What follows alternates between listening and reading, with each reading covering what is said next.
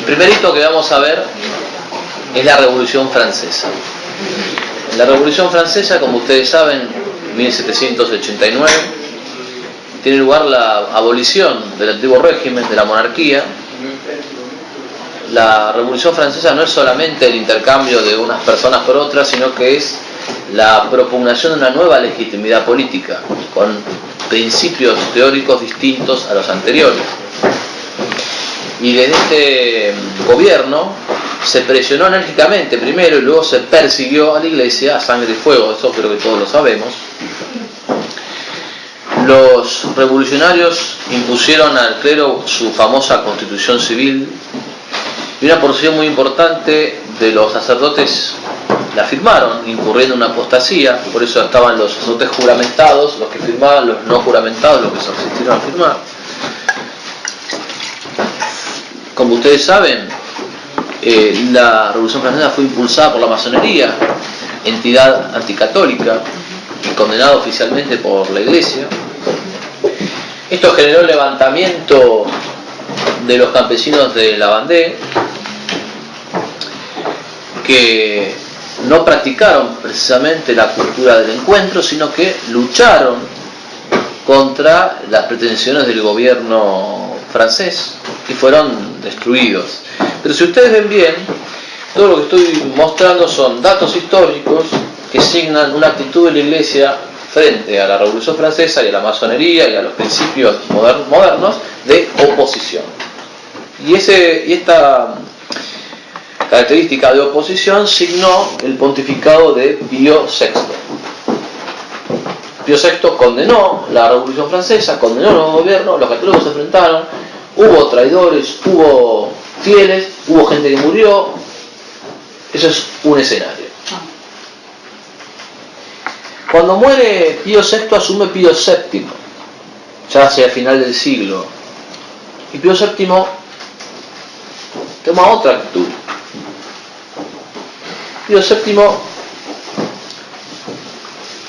y antes de que se desate quizás la cólera de ustedes, por lo que voy a describir, Pío VII le propone y exhorta a la República Francesa que respete los principios del cristianismo. Esto, si ustedes quieren estudiarlo más a fondo, pueden ir al libro La Iglesia Ocupada, entre las páginas 47 y 51, de Jacques Ploncard-Dazac. Está relatado con pelos y señales. Es decir, la actitud de Pío VI de combate, de beligerancia, es sustituida por la actitud de una persona que le dice a la República Francesa: la aceptamos si usted respeta los principios de la fe, y le pedimos que respeten los principios de la fe. Y con esto se entra una nueva dinámica.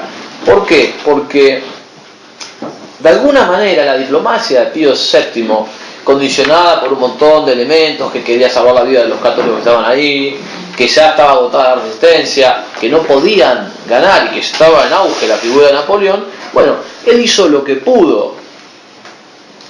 Políticamente se lo podrá juzgar, se podrá compartir, pero a lo que voy es que Pío VII marca un camino ya no de enfrentamiento directo con los principios de la modernidad, sino de, bueno, los aceptamos pero les pedimos que ustedes hagan.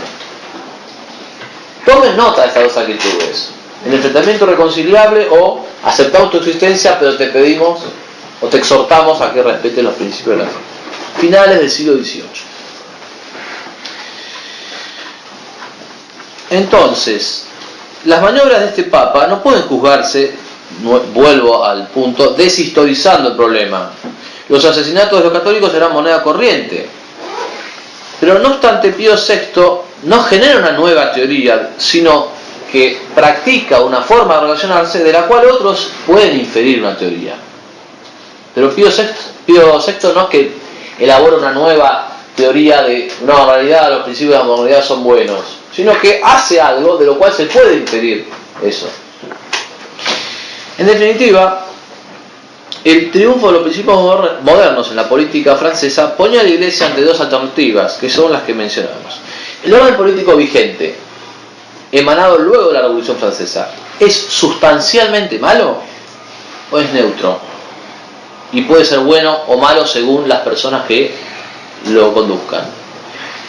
Si es neutro, entonces puede ser curado desde adentro. Pero si es sustancialmente malo, lo único que cabe es el enfrentamiento a muerte y hay que arrancarlo desde la raíz, hay que destruirlo por completo.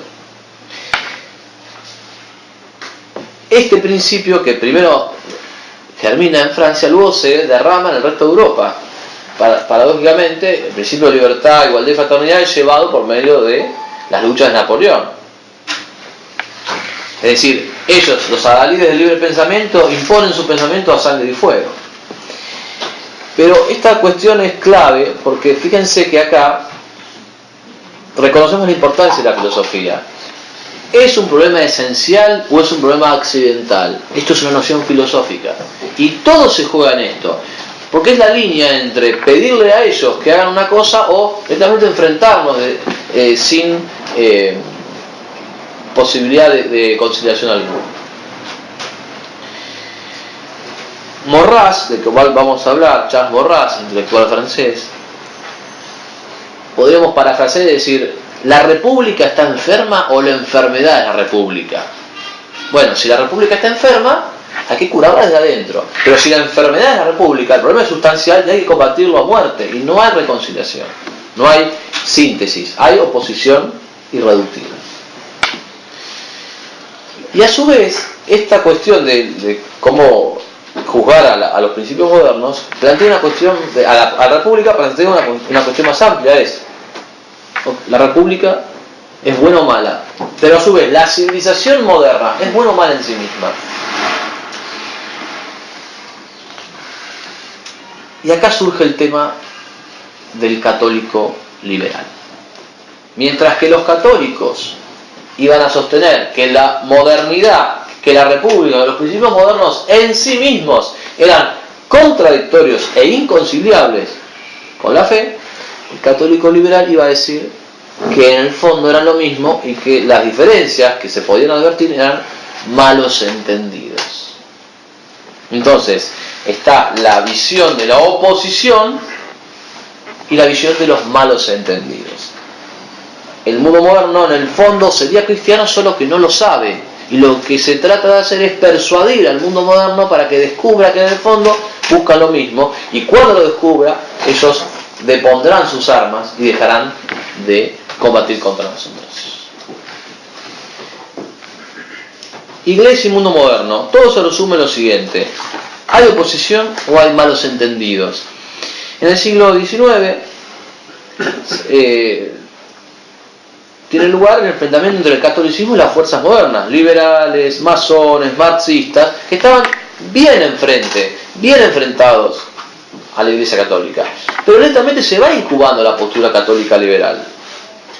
No solo laicos y teólogos, sino también sacerdotes, clérigos y obispos, Félicité de Lamennais, que les debe sonar, Montalembert, Lacordaire, e incluso autoridades eclesiásticas como Monseñor Dupanloup.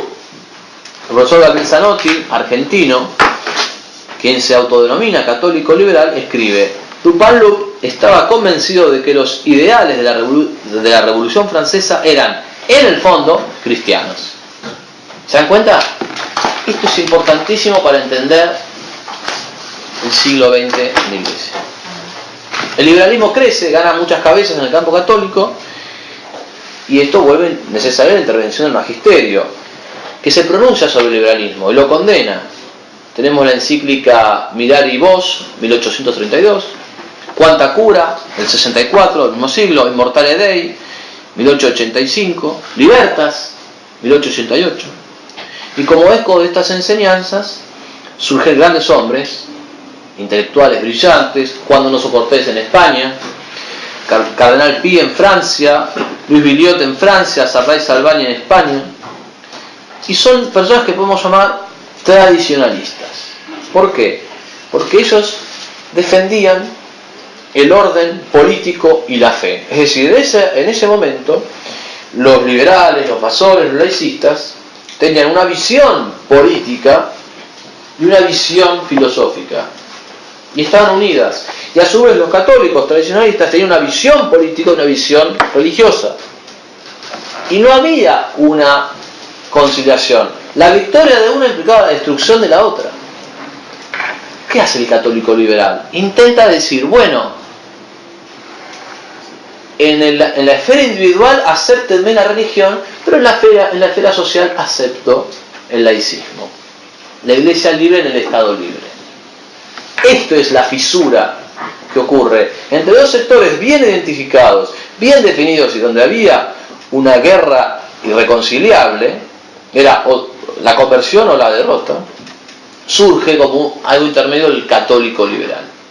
Y por supuesto, la experiencia va a indicar que el católico liberal no debilitó a los laicistas, no debilitó a los masones, no debilitó a el liberalismo, sino que debilitó al propio campo católico.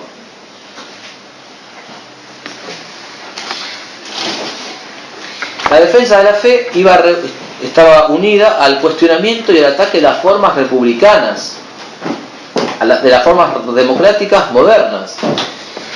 Entre otros tradicionalistas, no podemos omitir la filosísima e implacable pluma del gran Ernesto Gelo. Les invito a leerlo, es realmente un oasis. El punto de ignición era que mientras los liberales, los masones, sostenían que la autoridad provenía del pueblo, los católicos tradicionalistas sostenían que la autoridad venía de Dios. Entonces no había conciliación, había oposición. Entonces, estas ideas filosóficas luego tienen su correlato en la realidad social y política. Y también hay una discusión en torno al concepto de libertad. ¿Cuándo se es más libre? ¿Se es más libre en la verdad o se es más libre en la indiferencia respecto de la verdad y el error? Una cuestión probablemente filosófica, lo que separó los bandos.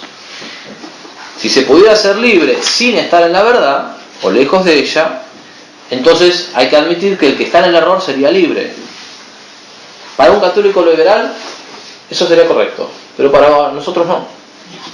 ¿Por qué? Porque Dios mismo es máximamente libre y máximamente verdad. Por lo tanto, no se puede ser libre, o por lo menos plenamente libre, fuera de la verdad. Y Cristo mismo lo dice en el Evangelio de San Juan, cuando dice: conoceréis la verdad y la verdad os hará libres. Por eso, estar lejos de la verdad no es libertad, por lo menos no es libertad plena, sino que es libertinaje, es abuso de la libertad. La filosofía cristiana además distinguía bien entre libertad y libre albedrío. Entonces, uno no es más libre cuando puede elegir entre el error y la verdad, sino cuando elige la verdad. En el fondo, elegir el error o practicar lo malo es un defecto de la libertad, es una libertad deficitaria. Ahora bien, las afirmaciones tienen proyecciones. Esta afirmación antropológica de libertad tiene una proyección social. Porque el error sobre la libertad se derramaba en el área de la relación iglesia-estado. ¿Cuál era la postura tradicional?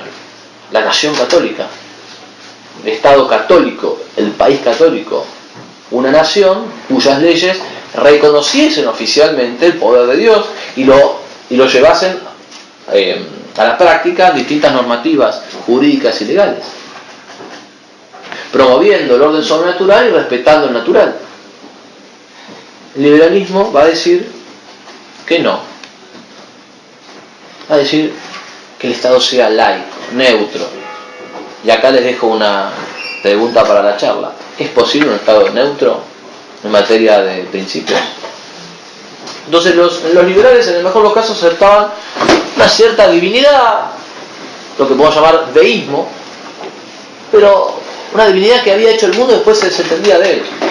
O sea que los católicos aceptábamos que esa divinidad sí hizo el mundo, pero luego se reveló al mundo y dejó un mensaje.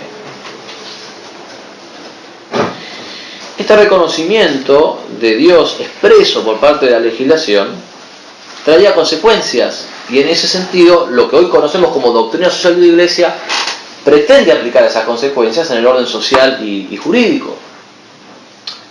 Hay un libro que se llama Política sacada de las Sagradas Escrituras de Bossuet. Bueno, Bossuet intenta en ese libro decir, bueno, yo leyendo la Biblia puedo inferir políticas de Estado, y las escribió en el libro. Es decir, que la Biblia no es un libro solamente religioso, sino que tiene consecuencias políticas. Existe una política católica. Y esto no es una confusión de planos, sino es una consecuencia necesaria. Los liberales y los católicos liberales marchaban juntos en el rechazo al Estado católico. En su mente, los católicos liberales querían creer que la neutralidad pública en materia religiosa era beneficiosa para todos, especialmente para la Iglesia. Ese es el argumento. No, les va a convenir. Acepten el laicismo porque nos va a convenir a todos. Pero los hechos son tosudos, la realidad es reaccionaria, diría Lenin. Padre Castellani escribió: cuando los estados se volvieron virtualmente ateos y dijeron la religión es un asunto privado, entonces, dice Castellani, la irreligión se convirtió en un asunto público. Y así ocurrió. Aceptado el principio liberal, laicista, de la soberanía del pueblo, de la independencia respecto a la Iglesia, empezaron a sacar leyes liberales: divorcio, independencia del Estado, educación positivista. O sea, lo que en principio se aceptó, luego hubo una correlación, el papel de la historia, hubo una deducción de un montón de leyes. Que la Iglesia no debe estar separada del Estado no es una invención nuestra, no es algo coyuntural. El sumo pontífice Pío IX en el sílabus condena la afirmación, en el punto 55, es bueno que la Iglesia sea separada del Estado. Se está condenada esa afirmación. León XIII, en Inescrutabilidad, dirá, citando a San Agustín, que la doctrina de Cristo, si se observa, es la gran salvación del Estado. Mucho más cerca de nosotros, Pío XII recordó: la Iglesia, por principio, o sea, en tesis, no puede aceptar la separación completa entre los dos poderes. Ahora, ¿cuál sería los fundamentos del Estado católico? En una palabra, el fundamento del Estado católico es la encarnación del Verbo. ¿Por qué? Porque así como Dios asume la naturaleza humana, el Estado está llamado a ser bañado por la gracia. Y así dice León XIII que la sociedad es como un cuerpo y la gracia es como el alma. ¿Qué pasa si el cuerpo se separa del alma? Se muere en un cadáver. ¿Qué está pasando con la sociedad? La sociedad, el Estado, la nación, abandonada a sus solas fuerzas naturales, sin la gracia, está descomponiéndose. Entonces los liberales no querían un Estado laico, tampoco querían un Estado ateo, antirreligioso, pero la verdad es que no hay un término medio, porque luego de la encarnación del Verbo, el hombre sin gracia o está en estado de pecado original o está en estado de pecado mortal.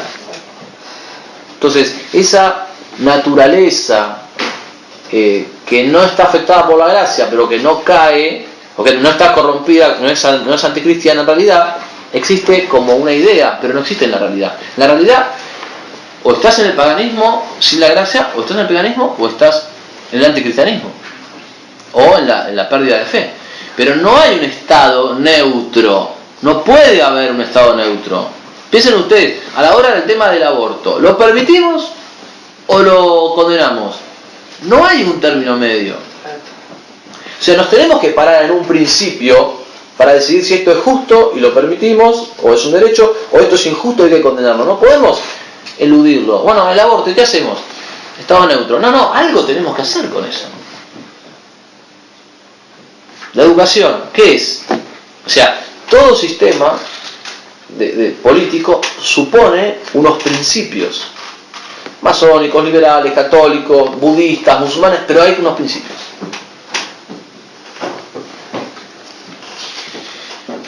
Dejo para las preguntas, si ustedes quieren, el trato que un Estado católico debería brindarle a las religiones no católicas en un país cristiano. El otro hito que es importante analizar, vimos la Revolución Francesa, vimos la polémica con el liberalismo, es el tema de la infalibilidad en el Vaticano I. En 1870 la Santa Sede publica el documento Pastor ad Aeternus, cuyo punto número 4 explica el significado de la infalibilidad. Esto es una importancia fundamental porque les adelanto, la deficitaria comprensión de esta infalibilidad está en la base de la confusión actual que padecen muchos fieles en torno a la Iglesia. En ese concilio, el Vaticano I, fueron invitados observadores protestantes, pero fueron invitados y fueron llamados a la conversión por el Papa. Y hay que explicar que infalibilidad no significa que dice la verdad, significa que no puede equivocarse. Por lo tanto, lo contrario de infalible es lo falible. O sea, lo que puede equivocarse, no lo equivocado. Y muchas veces la gente confunde lo infalible y lo pone como contrario de lo erróneo. No es así. Les adelanto, queda por conversar, también lo podemos dejar para las preguntas, cuando el Papa no es infalible, pero retengan el punto 749, inciso 3 del Código de Derecho Canónico actual. Y no olviden, en las preguntas, saquemos cuál fue la última declaración infalible de la Iglesia. Entonces dijimos, Revolución Francesa, católicos liberales, infalibilidad del Vaticano I, muy resistida fue la infalibilidad por el mundo, especialmente por los protestantes. Crisis modernista, finales del siglo XIX, principios del XX. Surge el problema del modernismo, que para resumir podríamos decir que es la infiltración de la filosofía racionalista alemana en la teología católica.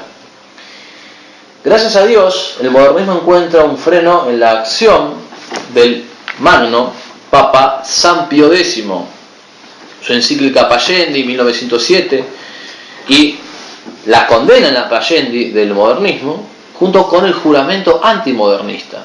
Los sacerdotes debían jurar que iban a, antes de ser ordenados, debían hacer un juramento explícito contra el modernismo. Lamentablemente, creo que en la época de Pablo VI ese juramento fue retirado. ¿Cómo nos gustaría que vuelva el juramento antimodernista?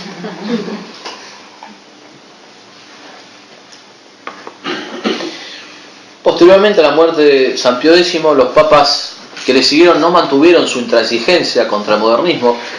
San Pío X fue muy intransigente, los tuvo a raya, y el modernismo comienza a resurgir, estaba golpeado, comienza a reconstituirse. El que sigue a San Pío X es Benedicto XV, que gobierna entre 1914 y 1922, o sea, le toca gobernar durante la Primera Guerra Mundial. Lo que sucede después de la Primera Guerra es el desmembramiento del Imperio Austrohúngaro, división de varias naciones y el surgimiento de Inglaterra y Francia como potencias. Fátima, el comunismo, Guerra Cristera y Pío XI. Voy a decir algo muy breve, pero tenemos que mencionarlo. En octubre del 17 triunfa el comunismo en Rusia. Ese mismo año, la Virgen se le aparece en Portugal a los pastorcitos. Como sabemos, se están cumpliendo los 100 años, el centenario de las apariciones. Y en Fátima la Virgen habla claramente de los errores de Rusia. Esto significa que la cuestión del comunismo no es una cuestión solamente política, que lo es. No es solamente económica, que lo es. No es social, que también lo es, sino que sobre todo es religiosa. Porque la Virgen no va a venir a hablar de algo que no fuese religioso. Por lo tanto es una cuestión que a la vez es económica, es social, es política y es religiosa. Los años 20 fueron testigos de la batalla cristera en México, como ustedes saben.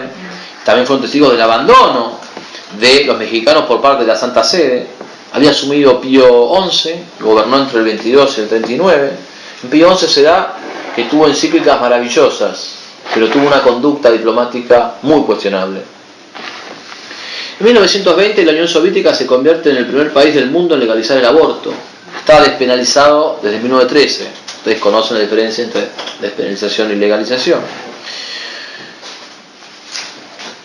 Subido el marxismo al poder en el 17, se incrementarán las medidas contrarias a la vida y la familia. Comenzará la persecución lisa y llana contra la Iglesia Católica. Persecución que fue preanunciada por Lenin en su libro La actitud del Partido Obrero frente a la religión católica, un libro de 1909. Si bien el peor momento de la persecución fue el estalinismo, la Iglesia fue perseguida durante el comunismo siempre. Ahora, el punto más álgido fue el estalinismo sin dudas. Y la toma del poder le permite ejecutar esto. O sea, el marxismo venía oponiéndose a la Iglesia, pero cuando suben en el 17 ya lo pueden aplicar de arriba abajo. O sea, con el poder de la autoridad política.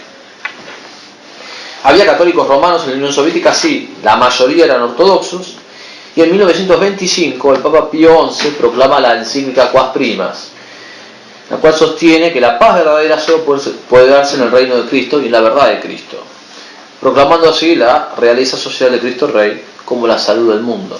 Fíjense que con esto el Papa está contradiciendo a los liberales, porque si solamente el Estado católico y el reconocimiento de Cristo puede dar la salud, ¿para qué queremos un Estado laico neutro en materia de principios? Hay un tema que, si bien es francés, o tiene su origen en Francia, tenemos que mencionar, que es la Acción Francesa. La Acción Francesa, un grupo surgido en 1899, es de una importancia vital, porque la Acción Francesa está constituida por intelectuales católicos, contrarrevolucionarios, antimasónicos, antiliberales, antimarxistas, que, si bien estaba encabezada por un hombre llamado Charles Maurras, que no era un practicante, no era católico, pero era el enemigo de los enemigos de la Iglesia. Muchos obispos, muchos cardenales valoraban la acción de Charles Maurras. Los masones, los protestantes, los liberales lo odiaban. Pero ellos decían, bueno, el tipo no será católico, pero es enemigo de nuestros enemigos. Y se decía que San Pío X también lo valoraba mucho. Bueno, Maurras en su juventud había escrito unas obras, algunos las califican de blasfemas, otros de paganas, pero la cuestión es que había escrito unas obras cuestionables. Los enemigos de la Iglesia le llevan, esto según la visión de algunos historiadores, le llevan a Pío XI las obras de Maurras. Mire, es un pagano, es blasfemo. Y entonces ponen en la nariz de Pío XI no todo lo bueno que estaba haciendo Maurras contra los liberales y los masones, sino esa cosa que encontraron. Y Pío XI coloca los libros de Maurras en el índex. El índex es la lista de libros prohibidos. Como consecuencia de eso, tiene lugar una desautorización de Maurras. Porque si colocan tus libros en el índex, bueno, el mundo católico tiene que... Dice, bueno, este hombre no es de fiar. Pero era toda una trampa, porque en realidad él ya no tenía esos libros como lo principal. Lo principal en Maurras, en la Acción Francesa, era el enfrentamiento contra la masonería, el liberalismo y el marxismo. De esa manera, los enemigos de la Iglesia, con una acción que en principio sería buena, en el contexto terminaron perjudicando. Con Maurras se va alguien muy importante de la Acción Francesa. Se va el gran filósofo católico Jacques Maritain. Y cuando Maritain se va de la Acción Francesa, hace todo un giro en el cual retoma Maritain la justificación del mundo moderno. Entonces el mundo moderno ya no era malo, como antes, que Maritain escribió un libro llamado Antimoderno, sino que ahora el mundo malo y el mundo moderno eran marxismo y liberalismo. Bueno, a eso les pega todavía, pero el mundo moderno como tal podría ser bueno. Y un filósofo intelectual del prestigio de Maritain genera una confusión enorme, porque mundialmente conocido, incluso era un converso, se había convertido gracias a Léon Blois, en una fisura, una fractura entre los católicos, entre los intelectuales. La influencia de Maritain en este punto fue nefasta, porque le dio a un montón de católicos liberales el argumento del prestigio de un tipo que no podía ser omitido ni dejado de lado. Entonces, de un lado quedaron intelectuales como Chesterton, Belloc, Lewis, que combatían frontalmente contra el mundo moderno. Y de otro lado, Maritain, que era un hombre brillante, nadie lo dudaba, pero que ya no golpeaba al mundo moderno como tal, sino a las consecuencias del mundo moderno. El cardenal Billot, autor del libro El error del liberalismo, se opuso frontalmente al trato que el Papa Pío XI le propinó a Maurras. Como les decía, hay base documental para sostener que el Papa Pío XI fue engañado por los católicos liberales que tramaron esto contra Maurras, no porque les interesase las blasfemias de él, sino porque querían desautorizar su lucha contra la masonería. Comento que poco después de que Pío XII sube al pontificado, rehabilita a Morraz. Pero ya era tarde, porque ya el daño estaba hecho. Para ir terminando y ya habilitar las preguntas, en 1928 Pío XI proclama su encíclica Mortalium Animos, es la carta magna del auténtico ecumenismo, el ecumenismo como una acción donde la Iglesia propone la verdad, propone que los protestantes vuelvan a la verdad. En 1931 la encíclica, el documento, Non Abbiamo Bisogno, dirigido a los italianos. En el 37 es condenado el comunismo como intrínsecamente perverso, en la famosa encíclica Divini Redemptoris. Y en el mismo año Pío XI publica la encíclica Mi Brennender Sorge, su advertencia a los católicos en Alemania. En el 36 y 39 la inolvidable Guerra Civil Española, de la cual emerge como dictador, lo digo en el sentido positivo, emerge como dictador Francisco Franco hasta su muerte en 1975.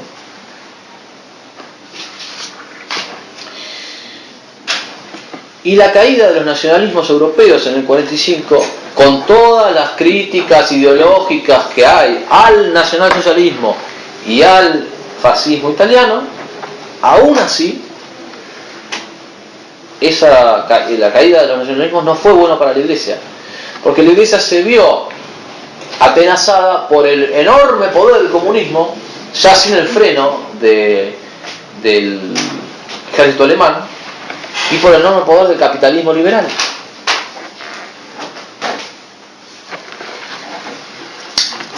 Yo les recuerdo que en los mismos años en que la Iglesia era perseguida en Rusia, se cerraban templos, se asesinaban cristianos, se perseguía la fe, en Italia se rehabilitaba la educación religiosa. Y Mussolini estaba devolviendo, pacto de Letrán mediante, los terrenos que la masonería italiana le había robado a la Iglesia. Algunos me dirán, pero Mussolini era mujeriego. Sí, pero estamos hablando de cuestiones políticas. Algunos me podrán decir, no, pero Giovanni Gentile, el ideólogo del fascismo, sí, tenía errores. Pero estamos hablando de las cuestiones, el factum, lo que pasó. Después juzgamos los errores. Ya sabemos que el idealismo de Gentile era equivocado. Estamos juzgando las cuestiones políticas. Los años 40 y 50 fueron testigos del resurgir del modernismo bajo otro ropaje, la Nouvelle Théologie, la nueva teología. Era lo mismo con otro nombre. Aprovechando fracturas y gravísimos pecados de los miembros de la Iglesia en ese momento, ciertos teólogos y jerarcas postulaban a nivel discursivo un cambio de formas, pero en la práctica alteraban la sustancia del mensaje cristiano. Maritain ya estaba totalmente comprometido en la línea y colaboró activamente en la Declaración de los Derechos Humanos de Naciones Unidas del 48, documento firmado por las dos potencias emergentes, Estados Unidos y Unión Soviética, cuyas manos, las de ambas, estaban manchadas por la sangre inocente derramada en Dresde, Hamburgo, Hiroshima y Nagasaki. Y acá les hago una pregunta. ¿Qué hacía Maritain colaborando en la redacción con Churchill, Truman y Stalin? ¿Cuáles eran los vicios, pecados, limitaciones de la Iglesia en la época preconciliar que fueron explotadas por el sector de la Nouvelle Théologie? Algunos, y los inferimos no porque obviamente no vivimos ahí, sino incluso hasta de Castellani mismo, el jansenismo, el rigorismo, rigidez en las formas, una liturgia automática que se celebraba mecánicamente, una excesiva casuística, lo que Castellani llama la pornografía blanca, voluntarismo, jesuitismo y una cierta ininteligibilidad de ciertas prácticas litúrgicas, como que no se entendían y nadie te las explicaba. Racionalismo, abuso de la casuística. Entonces, sobre esos pecados, limitaciones, vicios, como ustedes lo quieran llamar, de muchas personas del preconcilio, la Nouvelle Théologie se suma a eso, y con ese, como pretexto de eso, diciendo que vamos a cambiar las formas, en realidad empieza a alterar no las formas, sino la sustancia misma del mensaje. Entonces, un sector del clero fiel buscaba una reforma antes del concilio, lo que implicaba un perfeccionamiento en el modo y en la forma de comunicar la verdad de siempre. un perfeccionamiento en el modo, en la forma de comunicar la verdad de siempre, no cambiar el mensaje. El final de la década de los 50 es testigo de la muerte de Pío XII en 1958. Surge el Papa Juan XXIII, es el número 261 en la historia de la Iglesia, y quien, lo tengo que decir, es el año de Fátima, no promulga, no revela el contenido del tercer secreto de Fátima, cuando debía hacerlo, y su fecha límite era 1960. Esto no es una orden de la Virgen María, le dijo que a más tardar revelase el secreto en 1960. El Juan XXIII no lo revela. En el 62, el Monitum contra Teilhard, contra las obras de Teilhard de Chardin. Entonces, al concilio llegan tres sectores. Un sector tradicionalista que veía los problemas y que, manteniendo la fe, quería corregir los errores que estaban realizando. Un sector progresista, la Nouvelle Théologie, que quería alterar la sustancia de la fe y que para hacerlo utilizaba como pretexto, como excusa, los errores preconciliares. Y un sector exteriormente tradicional, responsable de estas prácticas, pero que enseñaba dentro de sus limitaciones la fe de siempre. Estos tres sectores confluyen en el concilio. Y con esto terminamos la charla. Muchas gracias.